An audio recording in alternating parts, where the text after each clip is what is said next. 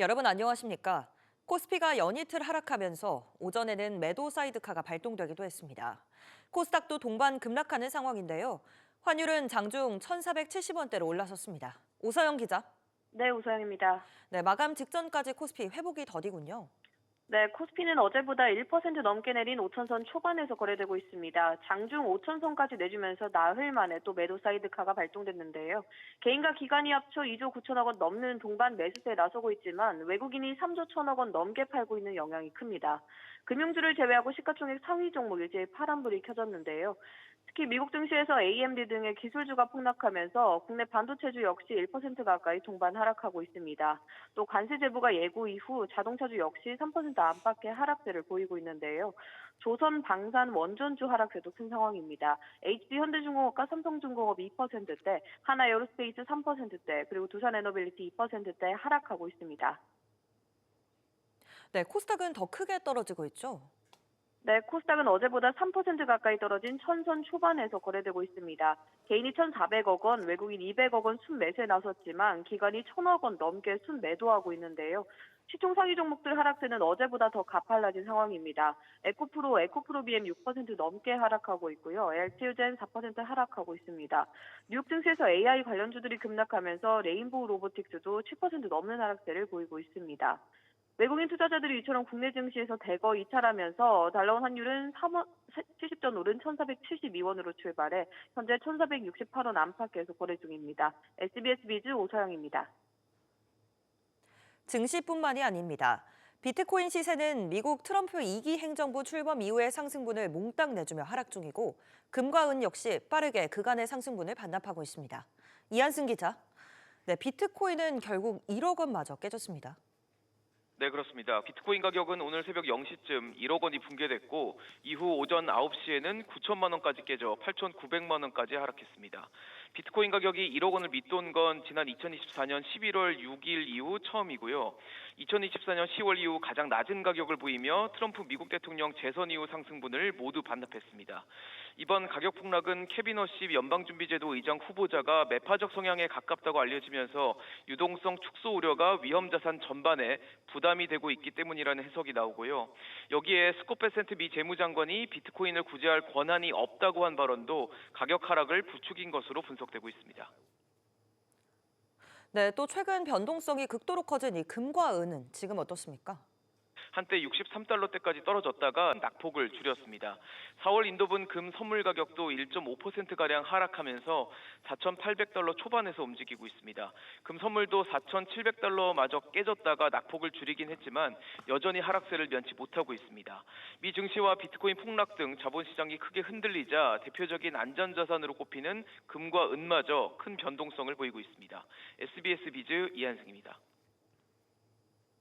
트럼프 행정부가 우리의 통상 약속 이행 과정에 불만을 드러냈습니다. 이와 맞물린 관세 재인상 압박이 안보 분야에까지 후폭풍을 미치는 걸로 나타났습니다. 김한진 기자. 네, 김한진입니다. 네, 우리 외교장관이 미국 국무장관을 만났는데 어떤 이야기가 오갔습니까? 네, 미국을 방문 중인 조현 외교부 장관이 지난 3일 마코 루비오 미 국무장관을 만났는데요.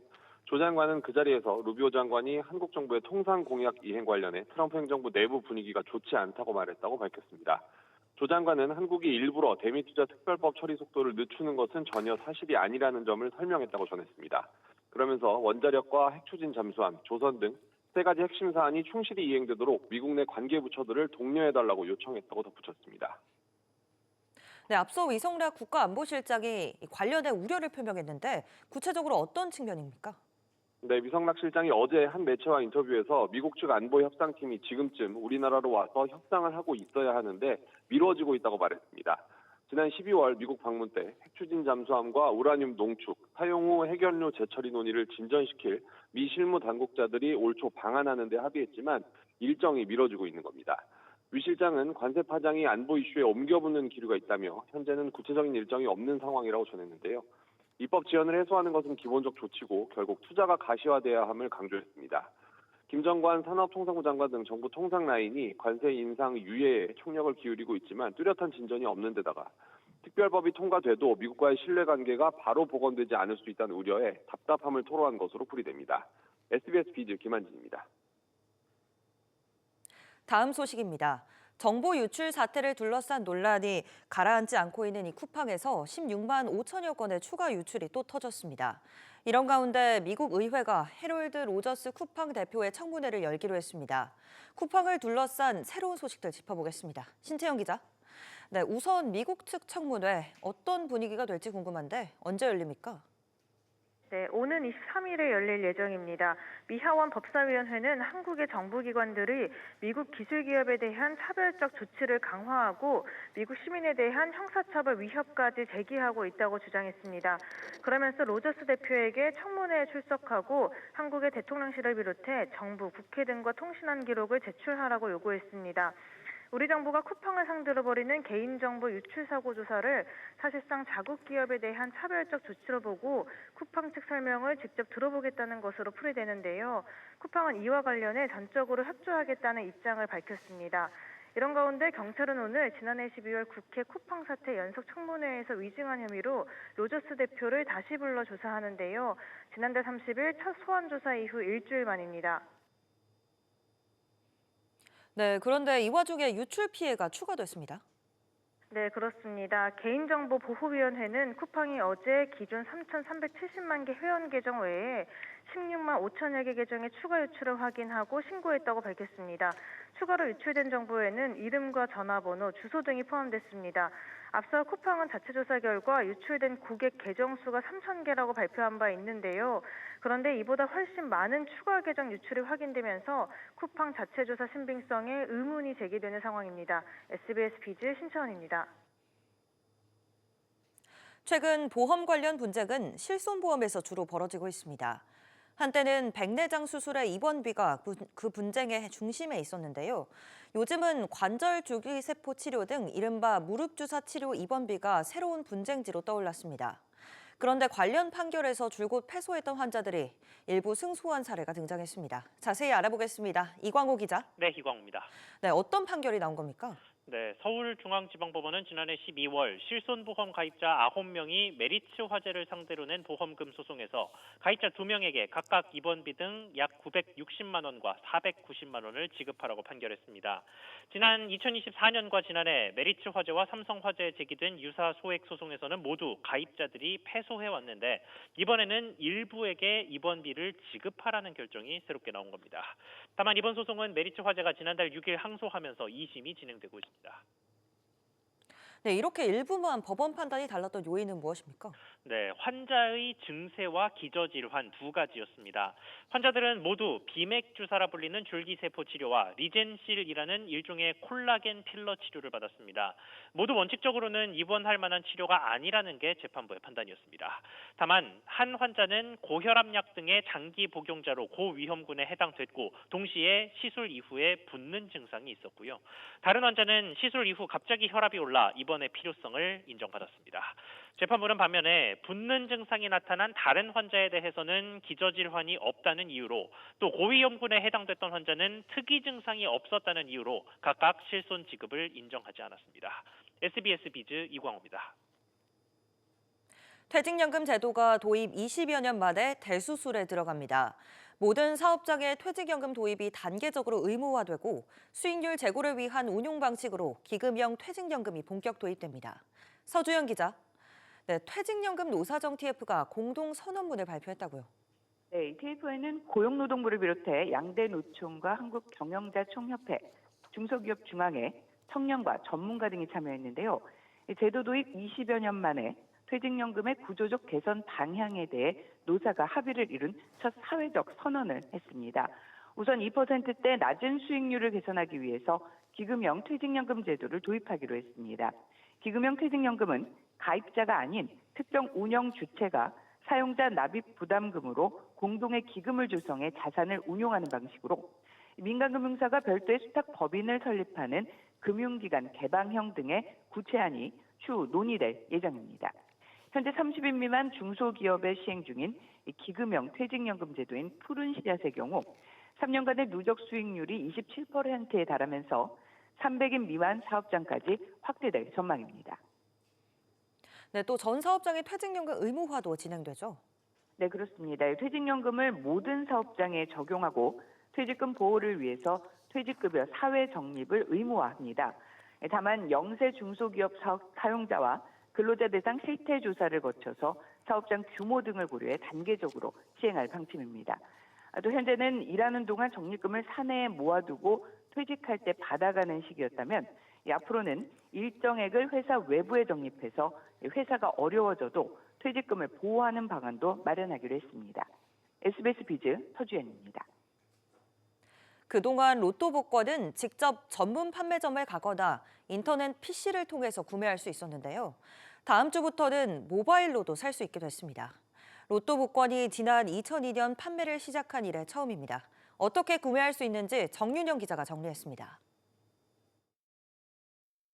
오는 9일부터는 스마트폰으로도 로또 복권을 살 수 있게 됩니다. 스마트폰으로 동행복권 홈페이지에 들어가 회원가입을 한 뒤 예치금을 충전해 구매하면 됩니다. 별도의 애플리케이션은 없습니다. 예치금 충전은 K뱅크 계좌나 가상계좌 입금을 통해 할 수 있습니다. 충전은 일일 최대 15만 원까지 가능하고 복권 특성상 신용카드 사용은 불가합니다. 과다한 구매를 막기 위해 PC와 모바일을 합쳐 회차당 1인 5천 원까지만 로또 복권을 살 수 있습니다. 현재는 시범 운영 기간으로 평일인 월요일 오전 6시부터 금요일 자정까지만 구매 가능합니다. 젊은 층을 포함한 전 세대의 로또 판매 구매의 편리성을 높이고 실명 기반의 로또 구매를 통해서 사행성 우려를 완화할 수 있을 것으로 기대하고 있습니다. 만약 모바일로 로또 복권 구매 후 200만 원 이하에 당첨됐다면 추첨일 다음 날 예치금 계정으로 당첨금이 자동 지급됩니다. 전체 온라인 판매 규모는 지난해 로또 복권 판매액의 5%, 약 3천억 원 정도로 제한합니다.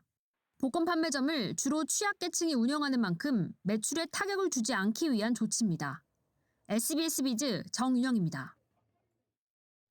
주말 부부나 전입신고를 미룬 청년처럼 행정 주소지와 실거주지가 다른 경우가 적지 않습니다. 이에 복수 주소제가 이재명 정부의 국정 과제에도 포함됐지만 한 줄 소개에 그칠 뿐 그간 주목받지 못했는데요. 이번에 정부가 그 논의에 본격 착수한 걸로 파악됐습니다. 지웅배 기자.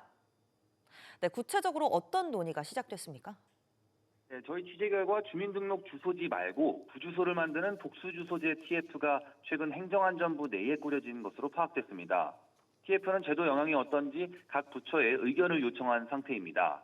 행정에서 민원이나 돌봄을 안내받는 용도로 실제 거주하고 있는 부주소지가 반영되는 식의 방향이 거론됩니다. 주소지 2개를 다 이전하는 방식도 있는데요. 이렇게 되면 세금과 보조금, 선거나 청약 등을 일일이 구분해야 해 제도가 너무 복잡해질 가능성이 큽니다. 그래서 타협안으로 일부 서비스만 포함하는 방향도 거론되고 있습니다.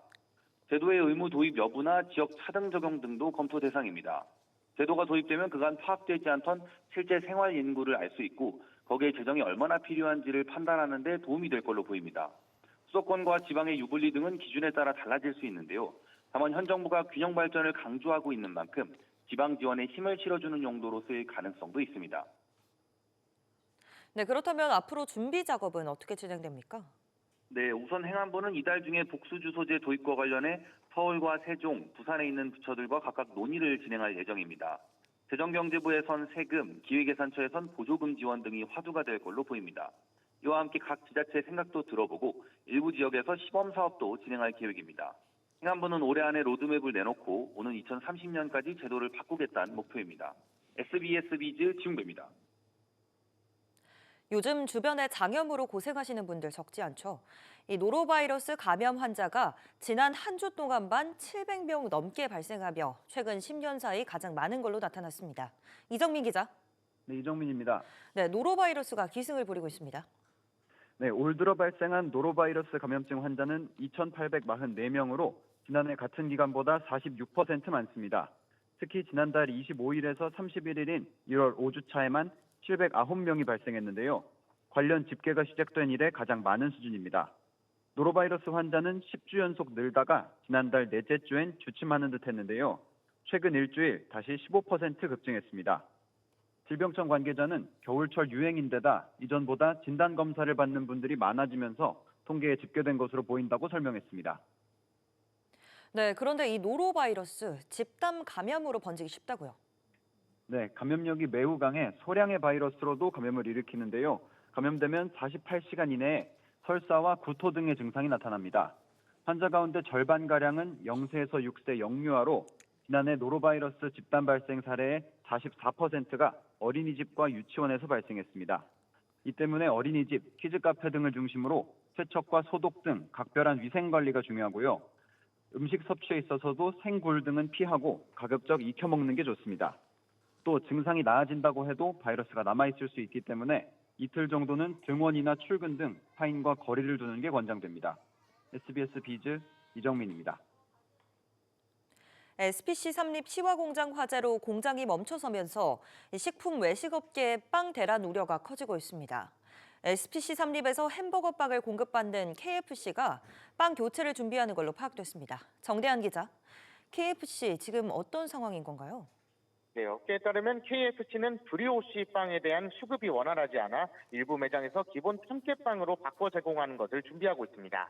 KFC는 통다리살 버거류에 브리오시 빵을 기본 적용하고 있고 다른 참깨빵 버거류의 경우 500원을 추가하면 브리오시 빵으로 변경 적용하고 있습니다. KFC 관계자는 전반적인 운영에는 큰 차질이 없는 상황이라면서도 매장별 수급 상황에 따라 일시적으로 번이 변경돼 제공될 수 있다고 설명했습니다. 네, 그렇다면 다른 업체들 상황은 어떻습니까? 네, SPC 삼립은 KFC 외에도 신세계푸드, 버거킹, 롯데리아 등 주요 외식 브랜드의 빵을 납품하고 있는데요. 롯데리아를 운영하는 롯데 GRS의 경우 SPC 외에도 여러 업체로부터 빵을 납품받고 있는 만큼 운영에 차질은 없는 상황이라고 밝혔습니다. 버거킹과 노브랜드 버거 운영사인 신세계푸드도 아직은 차질이 없지만 상황을 예의주시하고 있는 상황입니다. 앞서 지난해 5월 근로자 사망 사고로 SPC 삼립의 공장 가동이 중단되면서 KFC 등은 버거빵 수급에 차질을 빚은 바 있습니다. 이번 공장 화재의 발화 지점은 식빵과 버거빵 주력 생산 라인인데요. 당분간 재개가 불투명한 상황으로 지난해 사망 사고 때처럼 빵 수급 대란이 재현되는 것 아니냐는 우려가 나옵니다. SPC 삼립 측은 성남과 대구 등 주요 거점 생산시설과 외부 파트너사를 활용해 대체 생산 및 공급이 가능하도록 진행할 예정이라고 설명했습니다. SBS 비즈 정대한입니다. 네이버가 지난해 인공지능 기술과 커머스 사업 호조로 역대 최대 실적을 기록했습니다. 연결 기준 매출액은 1년 전보다 12% 증가한 12조 350억 원, 영업이익은 11.6% 늘어난 2조 2,081억 원으로 잠정 집계됐습니다. 국내 인터넷 플랫폼 가운데 연매출 12조 원대를 돌파한 건 네이버가 처음입니다. 서울 프랜차이즈 브랜드의 절반가량이 가맹본부가 계약상 명시 없이 점주로부터 받는 차익 가맹금을 수취한 걸로 나타났습니다. 서울시에 따르면 2024년 매출이 발생한 1,992개 가맹 브랜드 중 차익 가맹금이 있는 곳은 48%, 955개로 집계됐습니다. 차익 가맹금은 가맹본부가 이윤을 붙여 받는 가맹금으로 가맹점주가 비싼 값을 내야 하는데 최근 대법원이 이를 부당이득으로 판결했습니다. 이에 서울시는 차익 가맹금 조항을 명시적으로 신설할 걸 공정거래위원회에 건의했습니다. 다주택자 중과 유예 종료를 예고한 정부가 임대차 문제 등 우려되는 불편에 대한 보완책을 다음 주 발표됩니다. 구윤철 부총리 겸 재정경제부 장관은 어제 자신의 소셜미디어에서 다주택자 양도세 중과 유예를 종료하되 임대 중인 주택 등 국민의 불편을 최소화할 보완 방안을 다음 주 발표하겠다고 밝혔습니다. 보완책으로는 세입자의 자녀 임차 기간을 보장하고 매수인의 실거주 의무 적용 시점을 늦추는 방안이 거론되고 있습니다. 국제 신용평가사 S&P 글로벌 레이팅스는 SK하이닉스의 신용 등급을 BBB+로 상향하고 등급 전망도 긍정적으로 제시했습니다. S&P는 수익성이 높은 HBM 매출 성장이 지속되는 가운데 심각한 수급 불균형으로 인해 이미 높은 수준의 범용 메모리 가격은 더 상승할 가능성이 높은 상황이라고 진단했습니다. 그러면서 SK하이닉스가 이러한 업황 호조를 바탕으로 큰 폭의 실적 개선을 시현할 거라며 연간 매출은 올해 162조 원, 내년에 179조 원을 이룰 걸로 추산했습니다.